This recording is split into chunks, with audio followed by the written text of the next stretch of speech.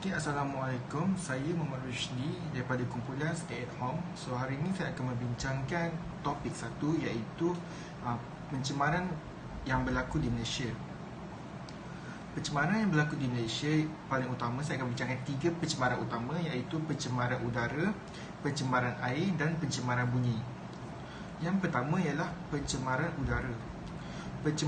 Pencemaran udara ialah pembebasan bahan kimia berbahaya atau benda asing lain ke dalam atmosfera. Contoh-contohnya bahan kimia pencemar iaitu termasuk karbon monoksida, sulfur dioksida, klorofluorokarbon CFC, nitrogen dioksida yang dikeluarkan oleh kenderaan dan kilang industri. Seterusnya ialah pencemaran air. Untuk pencemaran air, ia berlaku disebabkan kebocoran dan pembuangan bahan kimia ke dalam sumber air atau fenomena ekstroplikasi hingga mengubah keadaan dan warnanya sama dari segi kimia ataupun fizikal. Yang ketiga ialah pencemaran bunyi. Pencemaran bunyi disebabkan oleh hingga di jalan raya yang melebihi daripada 80 desibel. Hal ini disumbangkan oleh bunyi-bunyi horn, bunyi-bunyi daripada kapal terbang yang melebihi 80 desibel. Okey, seterusnya pencemaran yang sering kali berlaku di Malaysia. So di sini saya akan highlightkan pencemaran udara iaitu jerbu. Kita tahu setiap tahun Malaysia akan terpias di pencemaran udara iaitu jerbu daripada negara jiran iaitu Indonesia. Okey, di sini saya akan menceritakan kronologinya bagaimana pencemaran udara jerbu ni berlaku. Ia bermula daripada tahun 1960 di mana kali pertama berlaku disebabkan oleh pembakaran terbuka. Pembakaran api daripada industri perkilangan dan kenderaan di kawasan tempatan. Pada masa ini hal ini belum lagi didatangkan oleh negara jiran iaitu Indonesia. Okay, seterusnya pada tahun 1983 jerbu sekali lagi melanda dengan berlakunya disebabkan fenomena El Nino dan pembakaran terbuka daripada Kalimantan. Pada tahun ini merupakan tahun pertama jerbu terhasil daripada pembakaran terbuka di Kalimantan, dan pada waktu ini kualiti udara yang buruk menyebabkan beberapa penerbangan dibatalkan. Okey, seterusnya pada tahun 1997 di mana pada waktu ini merupakan jerbu yang melanda hampir 6 bulan di mana udara menjadi tebal, langsung susah untuk kita lihat ke hadapan, dan pada tahun ini juga pertama kali bacaan indeks melebihi paras bahaya. Selepas itu pada tahun 2015 merupakan rekod terburuk Malaysia dalam sejarah sehingga banyak menutup banyak menutup institusi pembelajaran iaitu seperti sekolah dan sebagainya. Okey, untuk poin kedua, saya akan membincangkan tentang pembangunan lestari yang ada di Malaysia. Okey, pembangunan atau kemajuan dengan pemeliharaan dan pemuliharaan alam sekitar daripada musnah. Pemuliharaan membawa maksud membaik pulih sumber-sumber alam sekitar seperti air, hutan, tenaga, udara, mineral dan lain-lain yang telah digunakan tanpa membiarkan sumber-sumber itu pupus. Pemeliharaan pula meliputi aspek penjagaan dan perlindungan untuk mengekalkan sumber-sumber semula jadi daripada diteroka dengan rakus oleh manusia. Idea pembangunan lestari dibentuk berasaskan konsep dan prinsip pembangunan secara berterusan dan bermatlamatkan untuk memenuhi keperluan masa kini tanpa menjejaskan keupayaan generasi akan datang. Okey, sampai sini saja penerangan saya tentang pencemaran udara di Malaysia dan konsep lestari yang kami fahami. Seterusnya saya akan menyerahkan part seterusnya kepada saudara Din untuk menerangkan poin-poin selanjutnya. Okey, terima kasih diucapkan kepada rakan seperjuangan saya Muhammad Rusdi kerana telah menyampaikan atau membentangkan idea-idea yang bernas serta isi-isi yang sangat penting dan berguna yang boleh digunakan untuk tugasan berkumpulan ini.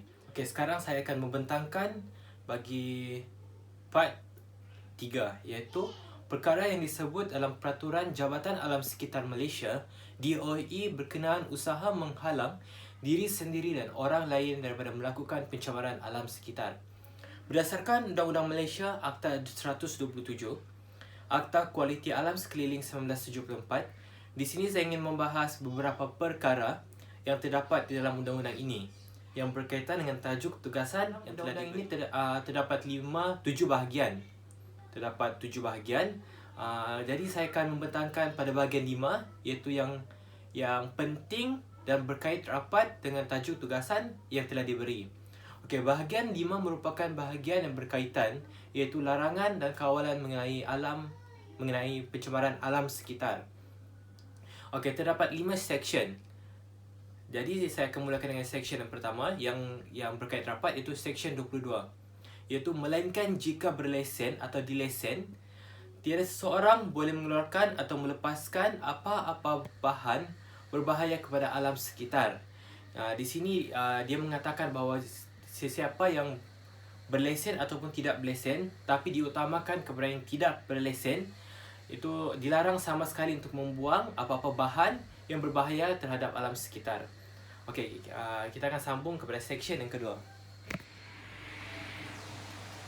Okey, sekarang saya akan sambung 4 lagi section yang berkaitan dengan pencemaran alam sekitar.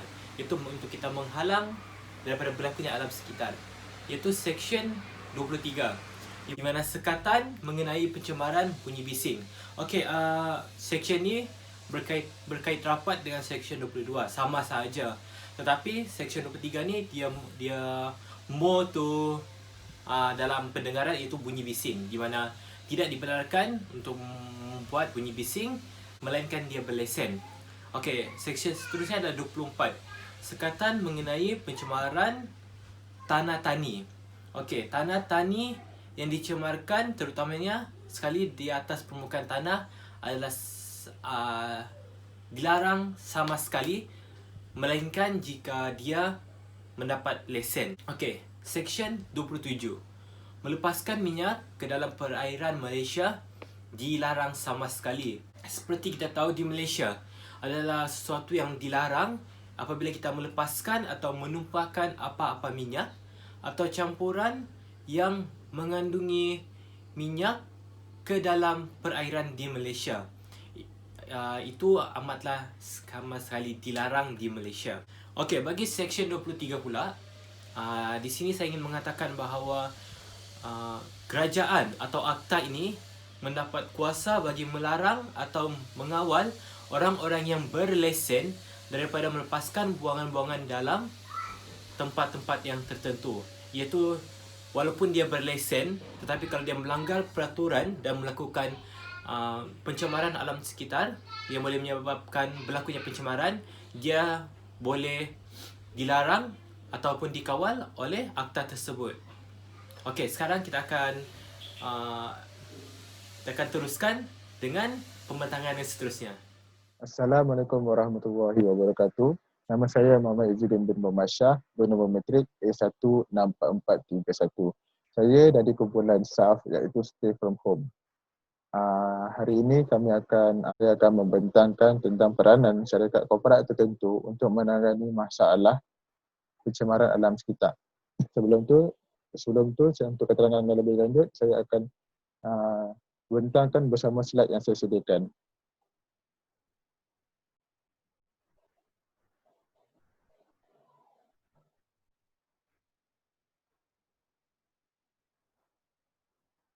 Baik.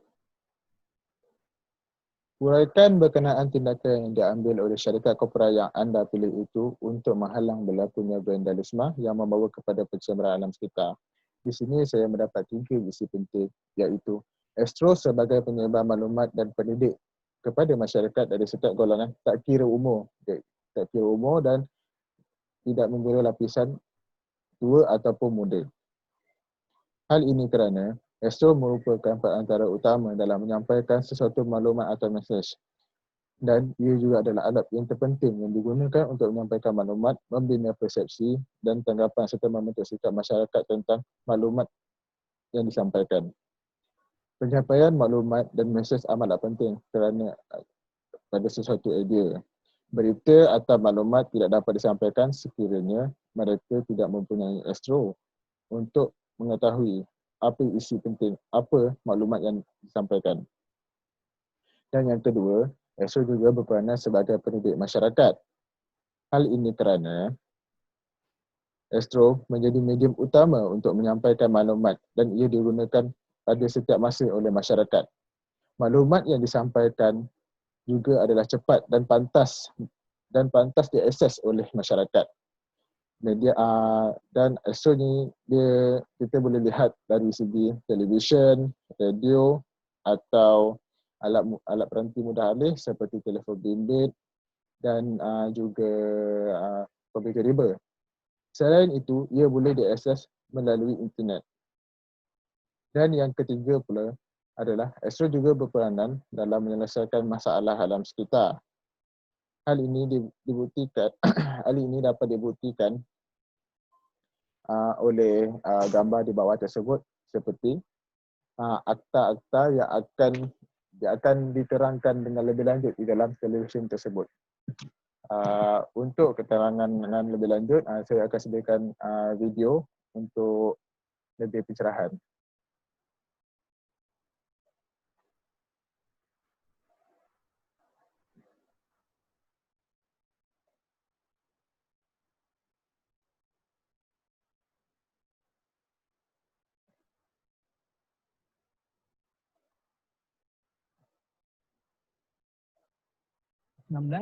Lebih kurang hampir 5 bulan kita jemput.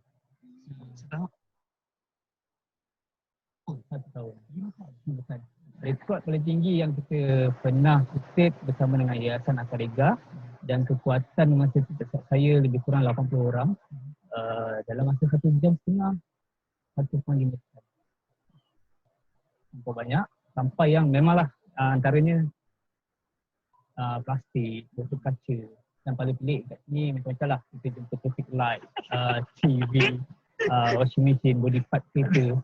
Macam lah. Semuanya memang ada. Memang ada traffic light. Itu sebenarnya dalam kita ketawa ni sebenarnya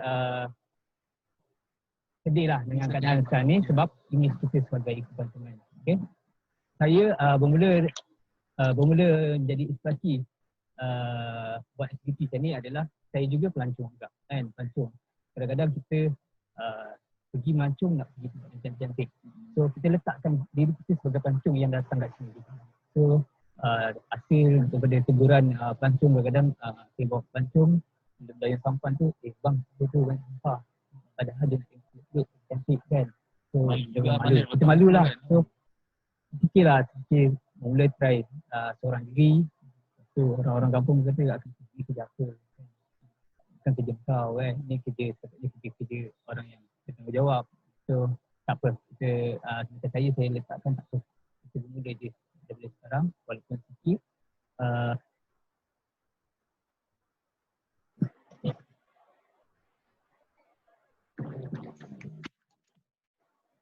Baik, itu saja video. Terusnya, kita akan terus kepada slide yang seterusnya.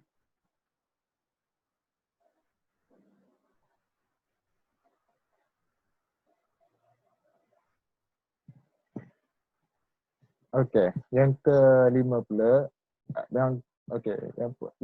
poin yang kelima pula adalah uraikan tindakan yang diambil oleh syarikat itu untuk memelihara alam sekitar yang telah dirosakkan. Okay, di sini saya juga mendapat 3 isi utama iaitu astro ini tiada tindakan spesifik yang diambil oleh syarikat tersebut. Hal ini kerana pihak astro adalah tujuannya untuk menyampaikan maklumat dan memberitahu kesahihan ataupun punca-punca utama yang punca-punca utama untuk syarikat yang memelihara alam sekitar yang telah dirosakkan itu. Yang kedua pula adalah memberikan pengajaran kepada masyarakat tentang keburukan kerana tidak memelihara alam sekitar. Hal ini kerana astro ni adalah antara media ataupun platform untuk memberitahu dan memberi pengajaran kepada masyarakat kerana apa yang mereka tidak mengerjakan itu, seperti apa yang mereka kerjakan itu mempunyai efek kepada mereka. Dan akhir sekali ialah pihak kerajaan dapat menggunakan platform ini sebagai amaran kepada masyarakat jika tidak mematuhi undang-undang untuk memelihara alam sekitar. Hal ini kerana orang ramai pada semasa sekarang, tak kira muda, tak kira miskin ataupun kaya, mereka juga perlu Astro kerana sekarang siaran digital adalah lebih digital Astro kerana ada yang terdapat package yang murah. Jadi tidak kira, mereka yang mempunyai TV juga dapat akses Astro tersebut. Dan ini memberi kelebihan kepada kerajaan untuk menggunakan platform ini, memberitahu kepada masyarakat tentang apa kesan alam sekitar terhadap masyarakat. Okey, itu saja daripada saya. Terima kasih. Bismillahirrahmanirrahim. Assalamualaikum warahmatullahi wabarakatuh. Saya Muhammad Hilman Bizanzuri bernombor matrik A164164. Saya akan meneruskan penerangan mengenai peranan agensi tertentu dalam kerajaan di Malaysia untuk menangani isu vandalisme terhadap alam sekitar dan kesan yang diperoleh hasil pembanterasan vandalisme terhadap alam sekitar di Malaysia. Terdapat beberapa agensi kerajaan yang berperanan dalam membantah dan mengelakkan budaya vandalisme terhadap alam sekitar, seperti Jabatan Alam Sekitar yang dikenali sebagai JAS dan Jabatan Perlindungan Hidupan Liar dan Taman Negara yang dikenali sebagai Penghilitan. Saya akan menerangkan mengenai Jabatan Alam Sekitar terlebih dahulu. Jabatan Alam Sekitar merupakan agensi kerajaan yang ditubuhkan pada 15 April 1975. Fungsi utama Jabatan Alam Sekitar ialah mencegah, menghapus, mengawal dan membaiki alam sekitar. Jabatan Alam Sekitar juga bertanggungjawab untuk melaksanakan resolusi yang diputuskan melalui konvensyen-konvensyen mengenai alam sekitar peringkat antarabangsa. Seterusnya, Penghilitan. Pada awalnya, Penghilitan dikenali sebagai Jabatan Megasetua, namun pada tahun 1972, namanya telah ditukar kepada Penghilitan. Fungsi jabatan ini ditubuhkan adalah untuk bertanggungjawab menjaga, mengurus dan memelihara kehidupan liar di taman negara di semenanjung Malaysia. Ini supaya dapat mengekalkan dan mengelakkan daripada kehidupan flora dan fauna daripada diancam kepupusan. Namun begitu, di Sabah, Jabatan Taman Negara di Sabah terletak di bawah Jabatan Hidupan Liar Negeri Sabah, manakala Taman Negara di Sarawak pula terletak di bawah Perbadangan Hutan Sarawak. Lepas tu, hakikatnya kedua-dua jabatan tersebut telah berjaya mengurangkan kadar vandalisme yang berlaku terhadap alam sekitar. Sebagai contoh, kes pembalakan haram dapat dibantras seawal mungkin berkat pengawasan yang sering dilakukan oleh agensi-agensi tersebut. Kempen kesedaran juga mengenai alam sekitar seperti penggunaan barangan kita semula juga turut dapat mendidik masyarakat Malaysia supaya menggunakan barangan kita semula dengan lebih kerap lagi. Namun begitu, masih terdapat kelonggaran di beberapa bahagian dalam melaksanakan amanah tersebut dan masih terdapat segelintir individu yang hanya mementingkan diri untuk mengambil keuntungan sahaja tanpa mempedulikan kesan negatif yang berlaku terhadap alam sekitar akibat kegiatan yang mereka lakukan, seperti pelombongan bauksit di Pahang. Sekian sahaja pada saya. Terima kasih. Seterusnya kawan saya akan sambung. Assalamualaikum warahmatullahi wabarakatuh. Nama saya Haris Adli bin Hasdan, nombor matrik A163279. Saya ada di kumpulan Stay at Home. Soalan yang saya lakukan ialah, apakah kesimpulan kepada kajian anda ini? Okey. Apa yang kita dapat simpulkan berdasarkan pembentangan di atas ialah alam sekitar merupakan anugerah yang sangat bernilai yang diberikan Tuhan. Terdapat banyak kaedah yang boleh kita lakukan untuk memelihara alam sekitar sekiranya kita meletakkan pemeliharaan bumi ini sebagai keutamaan dan juga tidak terikut-ikut dengan hawa nafsu. Selain itu, pihak kerajaan juga perlu mengambil peranan dalam penjagaan alam sekitar supaya rakyatnya juga dapat turut membantu dalam usaha ini. Di samping itu, kita juga perlulah menggembleng seluruh tenaga kita untuk memastikan alam sekitar kita terjaga serta masyarakat yang hidup di dalamnya. Soalan yang terakhir, soalan yang ke-9 ialah cadangan-cadangan anda untuk menambah baik apa yang dilakukan oleh pihak-pihak korporat dan agensi tertentu dalam kerajaan Malaysia untuk menyelesaikan masalah vandalisme ini. Okey. Pertama sekali, syarikat-syarikat dan korporat boleh membuat kempen kesedaran, iaitu sama ada dari segi fizikal ataupun dari segi digital. Jika dari segi fizikal, ialah syarikat boleh menganjurkan karnival, dan secara digital mereka boleh menyebarkan maklumat dan menyebarkan kesedaran melalui media sosial tentang betapa pentingnya penjagaan alam sekitar terhadap generasi ini. Kedua, menyediakan kemudahan yang membolehkan orang awam itu sendiri membantu alam sekitar dengan menyediakan mesin-mesin mengumpul botol-botol plastik, dan sebagai ganjarannya dihadiahkan dan ditukar kepada duit. Mesin-mesin ini boleh disediakan di kawasan yang mempunyai kepadatan penduduk yang tinggi supaya proses pengumpulan botol-botol ini dapat dilakukan secara efektif. Hal ini menggalakkan orang awam untuk mencari botol secara aktif dan pada waktu yang sama dapat membersihkan alam sekitar. Idea ini juga boleh dijadikan sebagai kempen membersih alam sekitar pada poin saya yang nombor 1. Pihak-pihak nombor 3 terakhir, poin yang terakhir, pihak-pihak syarikat dan korporat perlulah menambah dana mereka di bahagian penyelidikan dan pembangunan ataupun R&D supaya produk yang dihasilkan oleh mereka dapat mengurangkan kesan pencemaran alam sekitar. Sebagai contoh, alat-alat elektrik yang menjuk seperti peti ais dan juga penghawa dingin.